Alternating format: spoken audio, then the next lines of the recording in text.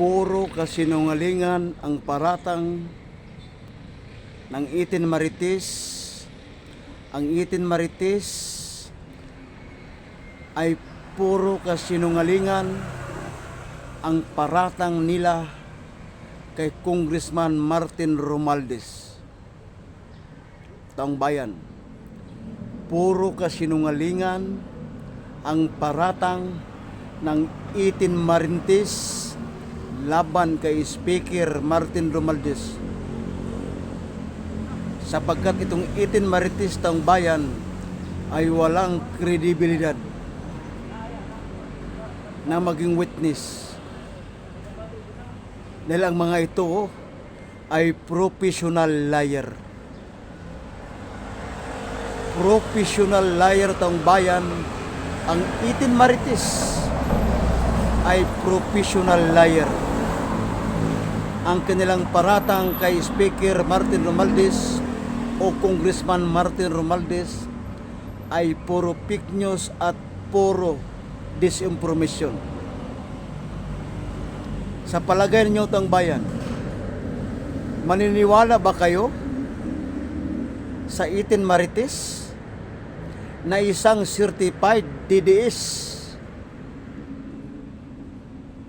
Alam nyo man tang bayan ang DDS kung ano ang kanilang mga adhikain sa bayan, kundi wasakin si PBBM. Di ba taong bayan?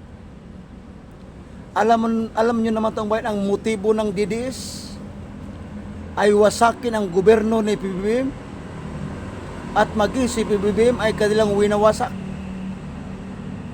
Tapos ito pa ang magiging witness para idiin si Congressman Martin Romualdez sa flood control scandal. Itong Itin Marites, paniwalaan mo ang kanilang mga sinasabi na isang certified DDS. Unang-una tong bayan, ito ay DDS. DDS na DDS yan. DDS. Dahil hawak ni Gloria yan, ni Sara, ni Chavik, ni Defensor at Iglesia ni Cristo. Diba taong bayan? Kaya walang credibility na magwi-witness ang mga ito laban kay Congressman Martin Romualdez. Walang credibility naman, walang credibility na mag-witness ang mga ito laban kay Congressman Martin Romualdez. Dahil unang-una ang bayan, nakita nyo naman kung sino-sino na ang kanilang mga pinaparatangan. Maging ang Comelec na wala namang flood control, pinaparatangan. Kaya bakit pa tayo maniwala sa mga sinasabi sa mga ito? Hindi lang naman si Speaker Martin Romualdez ang kanilang pinaparatangan. Maraming iba. Lahat ng magsasali sa impeachment lamang kay Sara, lahat yun ay pinaparatangan. Katulad si Escudero, dati kakampi nila. Nung humiwalay sa kanila, itinuturo na. Si Loren Legarda itinuro dati. Nung kumampi sa kanila, tinanggal na sa listahan. Doon pa lang. Mayroon ng di ba? Hindi karapat-dapat maging witness ito. Bias. Dahil nga sila ay certified DDS. Huwag kayong maniwala sa DDS na witness. Huwag ninyong paniwalaan ang isang DDS na witness, dahil ang hangarin niyang mga yan ay bagsak si President Bongbong Marcos. Walang ibang mga hinahangad niyan kundi ibagsak si President Bongbong Marcos. Bakit pa kayo maniwala sa ganyang klaseng witness? Ha? Mga kasinungalingan, certify Professional liar eh.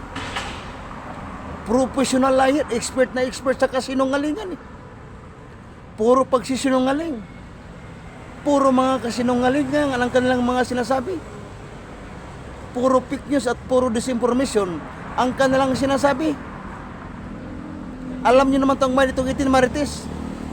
Kung sino yung nag-utos sa kanila na ito yung wasakin natin yan. Alam niyo naman ang nasa likod ng Marites. Dinidiktahan ito. Sino bang may hawak ng Marites? Si Dipensor, si Marcolita, si Baligod. Sino bang nasa likod nila? Si Sabit Singson, Iglesia ni Cristo, Sara Duterte, Gloria. Yan ang mga nasa likod niya ng Marites. Sa pamamagitan ng Marites, yung mastermind kung sino ang ituro, kung sino yung titirahin nila, yun ang titirahin ng Marites dahil mga bayad ang mga ito. Tapos sasabihin para sila sa bayan, putang ina, huwag niyo kong paglulukuin, huwag niyo kong paglilangin para sa bayan. Kaya itong bayan, wala itong mga kredibilidad maging witness. Dapat yan ikulong. Huwag gawing witness, dapat yan ikulong. Bakit ginagawa-gawa pang witness yan? Dapat yan kasuhan ng rebellion at ikulong. Dapat kasuhan ng rebellion at ikulong. Puro sila paratang kay Speaker Martin Romualdez. Puro paratang. Tapos paniwalaan nyo ang Marites. Walang mga credibility ito, paniwalaan ninyo. Puro kasinungalingan.